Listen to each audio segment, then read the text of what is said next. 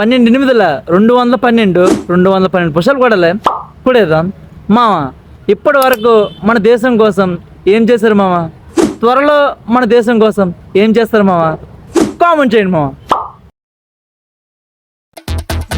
ఎందరో ఆశకి కొందరే ఊపిరి, అందులో ఒక్కడివై వెలగరా వెయ్యేళ్ళకి.